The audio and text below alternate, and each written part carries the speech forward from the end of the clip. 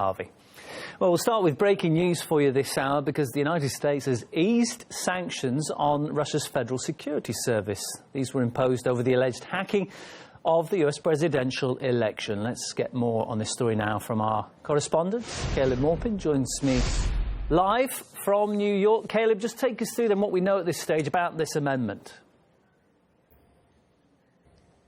Well, the Office of Foreign Assets Control, which is a section of the U.S. Department of the Treasury, has said that transactions with Russia's Federal Security Services, the FSB, are permitted at this point as long as they don't exceed $5,000, and they're done for the purposes of licensing, permits, certifications, or notifications. Now, this is an amendment to the sanctions that were imposed on Russia in the aftermath of the elections. In December of last year, the Obama administration was hurling all sorts of allegations about Russian hackers and Russian meddling, allegedly in the election, and all kinds of things. Now, the White House press secretary, Sean Spicer, he chose not to call it an easing of sanctions. Let's take a listen to what exactly he said, what he chose to call it. We're not easing sanctions. The Treasury Department, it is, from what I understand, it's a fairly common practice for the Treasury Department, after sanctions are put in place, to go back and to look at whether or not there needs to be specific carve-outs for different, either industries or products and services that need to be going back and forth. But I would refer you back to the Treasury Department on that.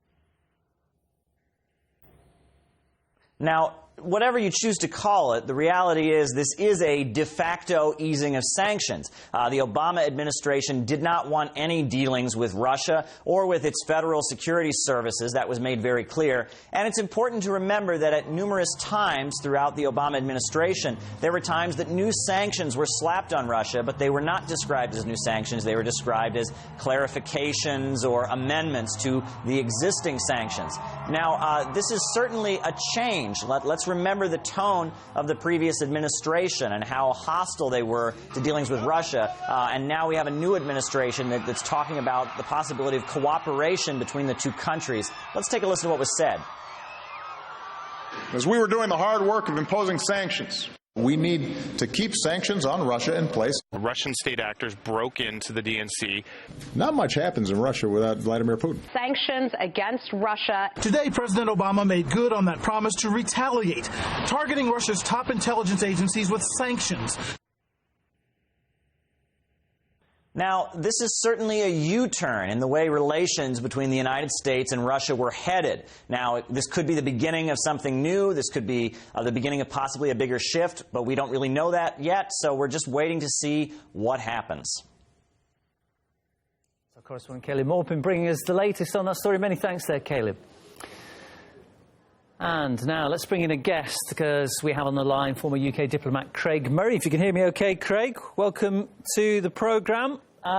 We've kind of just heard an analysis there from our correspondent, but it's very different if you listen to what the White House is saying about this, trying desperately to play this down. They say that it isn't an easing of sanctions, they're just reviewing it. I mean, it's kind of wordplay. Why do you think they are trying to kind of make everybody think there's nothing really new happening here?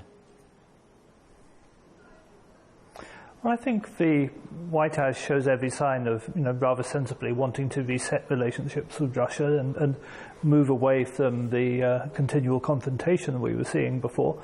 But on the other hand, they are sensitive to the rather crazy allegations that were being made about Donald Trump and Russian intelligence. So for that reason, they're not wanting to take it too head-on. So I think it's not surprising that this is being downplayed and being rolled out in quite a low-key way. Do you see this as the really kind of wording it for a domestic audience? Because if anything that can be interpreted as really easing off on sanctions will get a very negative response from half of the country. I think at the moment that's the case. I think there's an awful lot of frenetic worry and concern and demonstrations and protest about Donald Trump taking power at the moment, and the motives behind some of that I'm very sympathetic to. But I think once all that begins to calm down, anybody who in any way views themselves as politically progressive must view it as a good thing that there is an easing of tensions between the world's two largest nuclear-armed powers. Peace and good relationships between Russia and the United States must be a good thing, and I think people will come to see that. Why do you think this, albeit some people will say a sort of small move, but why do you think it was taken? I think it's a start, possibly to some extent testing the political water, within to see how the action goes, particularly within the Republican Party itself, because of course, you have a lot of differing attitudes among Republican members of Congress. So I think they're making a small start and testing the political water. People will try to read into this whether or not it has any kind of comment on whether or not Donald Trump thinks Russia tried to hack the DNC. Some people will say, OK, if he's easing the sanctions slightly, it suggests he doesn't think that Russia was involved. What's your interpretation of that?